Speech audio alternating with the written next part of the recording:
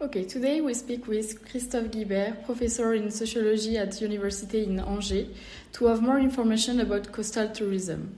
So please, can you introduce yourself, what you do as a teacher, and your main research topics? Hello, my name is Christophe. Yes, I'm professor of sociology at the University of Angers. I work in the Faculty of Tourism, Culture and Hospitality. On the pedagogical level, I coordinate the S2 training course in bachelor's degree in tourism and nautism, heritage and coastal culture, and master's degree in tourism, ocean space and coastal society. In terms of research, I have been working for about 20 years on nautical activities from a sociological point of view, questions around localized political action when local community take over nautical activities to enhance their territory according to what interests, for example, around surfing. On the coast, I also question the questions about the employment of the instructors of nautical activities, but also more globally and more recently, the employment in the coastal tourism sector in a general way, and notably the question of tourism seasonality. Okay, can you explain what coastal tourism is in a few words, and since when have coastal areas really developed? Why having coastal areas is beneficial for a country? For the French case, where I'm from, it's the middle of the 19th century that there is a change regarding the coastline and the way in which the coasts are perceived. Historically, the coastline was frequented by the aristocracy, by the large bourgeois families who thought of the coastline as a space for leisure, for the development of social capital.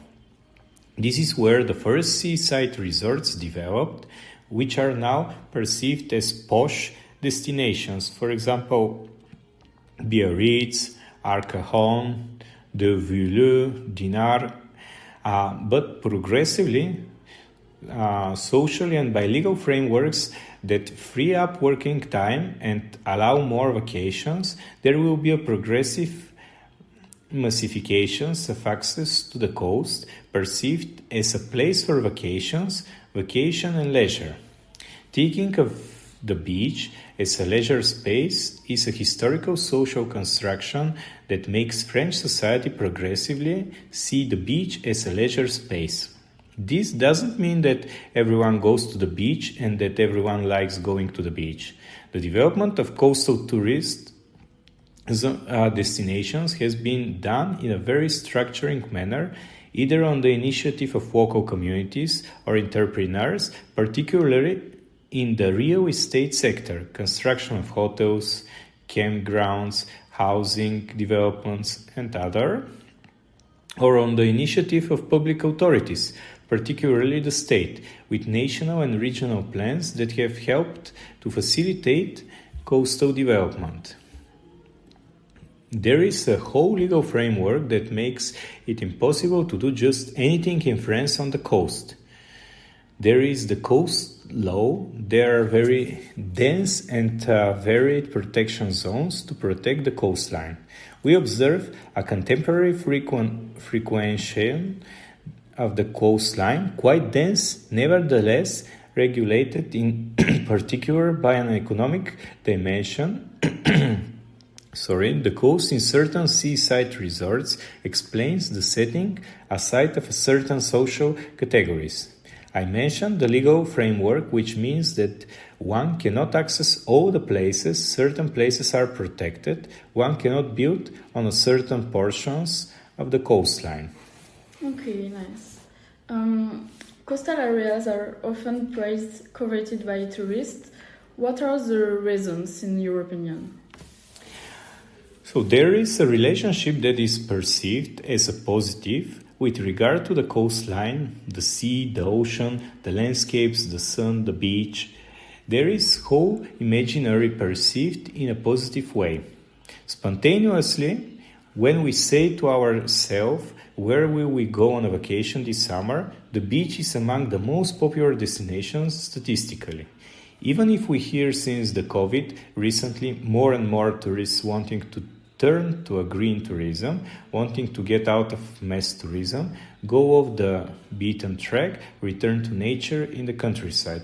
This is developing a lot, but quantitatively it remains minimal compared to the very dense frequentations that we observe on the coasts. Because the consequences are the feelings perceived by part of the local population of over-tourism or hyper-tourist frequency, their effects on land, house prices, accessibility, ecological impact. The high number of visitors leads to more pollution, more waste management. So it's certainly a popular destination, but there are nevertheless perverse effects. Yes, so the use of the sea for such diverse purposes must cause certain pressures, like the degradation of space, climate change. Do these phenomena lead to a loss of attractiveness for these spaces? I don't think so. I think that people have a short memory. For example, at the moment, the bachelor's degree students in Les Sables-d'Olonne are working on questions about the memory of the Xynthia storm that took place 12 years ago. A minority of the students were informed of the existence of this storm. They have forgotten, they don't know.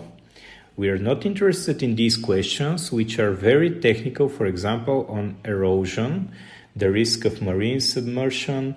We know that it exists, we look at images on TV, but concretely, few people are conscious of these risks, or who are conscious of it but who pass over. My house is 20 years risks. In 20 years risks to be in water, but I buy anyway. It's quite astonishing. Yeah, we took advantage of the spaces to develop nautical activities.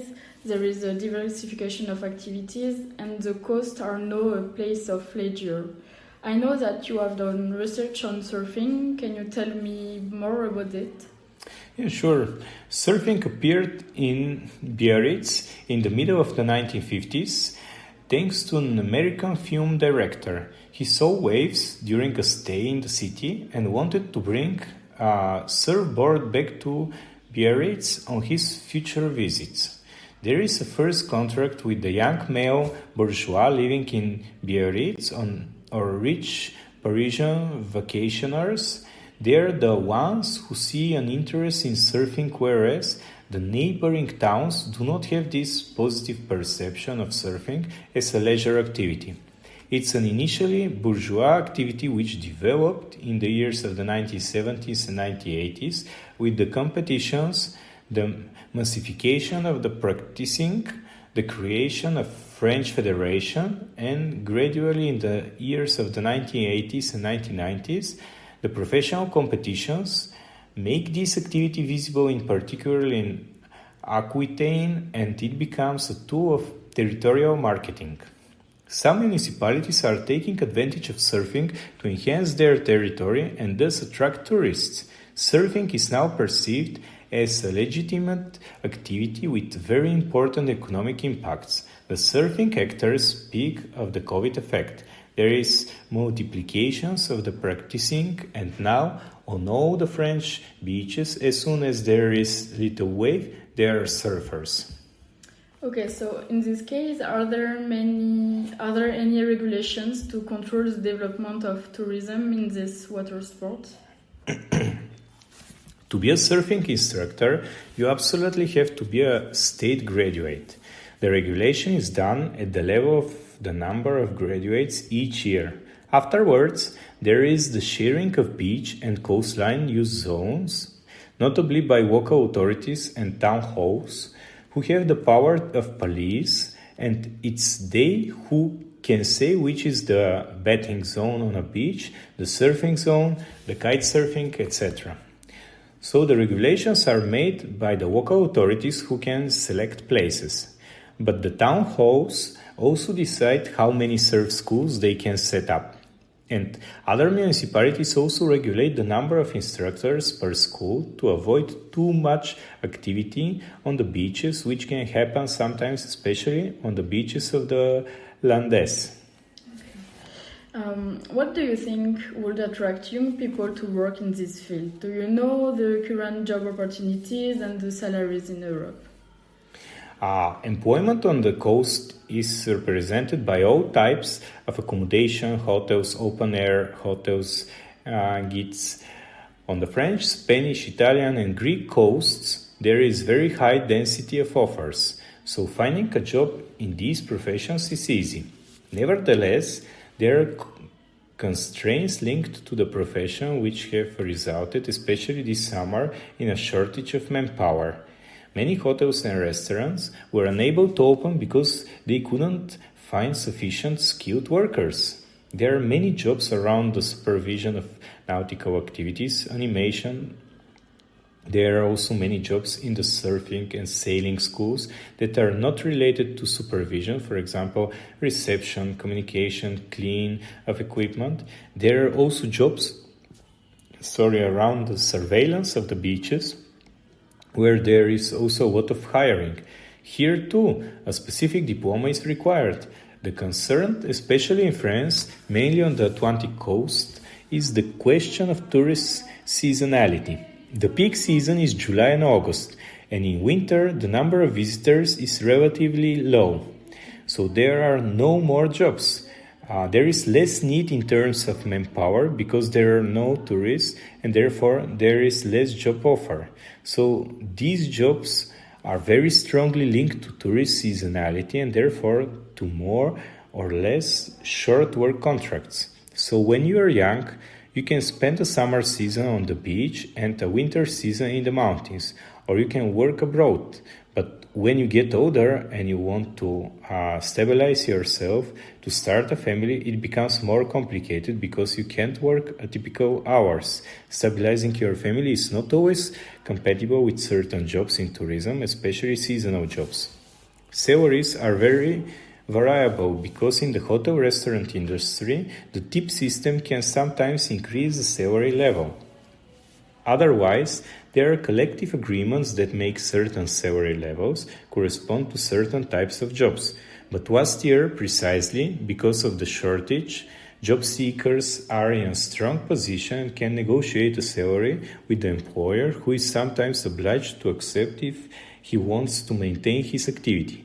There are also some rare jobs such as surfing and sailing instructors, lifeguards, and those who give lessons in the swimming pools of campsites, for example.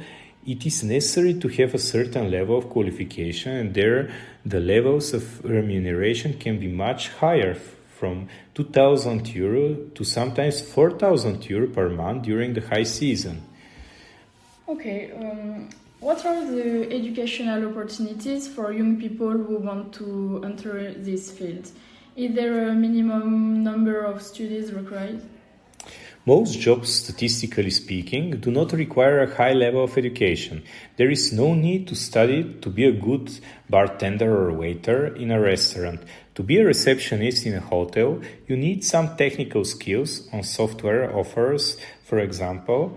You may need a BTS in tourism, but finally, the majority of jobs do not require a high level of education. It's not necessary to have a bachelor's or master's degree. Nevertheless, there are professions that require a higher level of skills at the master's level, and here we are more concerned with the strategic definition of tourism definition at the level of local authorities, tourist offices, labeling in tourist establishments, managerial strategies in establishments. So we also need employees with a higher level of education, of course, but if we look at the whole job offer, most of them are the baccalaureate level. Okay. And what do you think are the best places to work in this field? I think it depends on the subjectivity of the employees. There are people who want to work close to where they live. Others want to work in the place where they were on vacation during their childhood or adolescence. Others want to work to gain experience, to be confronted with different cultures, and to progress linguistically. Some like to be in high-density tourist destinations where there are many people and a lot of activity, and others prefer quieter destinations. These choices are very personal, but perhaps there is an attachment to one's home territory. There is an effect of belonging to a territory in which one finds oneself better. To finish, what would you suggest to young people who are currently looking for a job or an internship in Europe? What advice would you give them? As far as seasonality is concerned, the time of high frequencies is finally relatively short.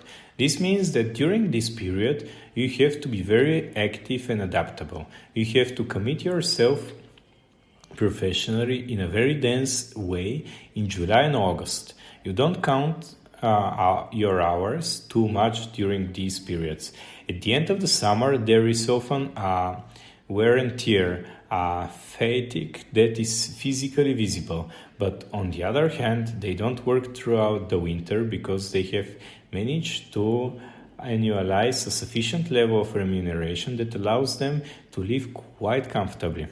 This is both a difficulty and an advantage, and everyone can find their way around it. We find the same characteristics for the winter season in the mountains. Okay, thank you for this interview. Thank you.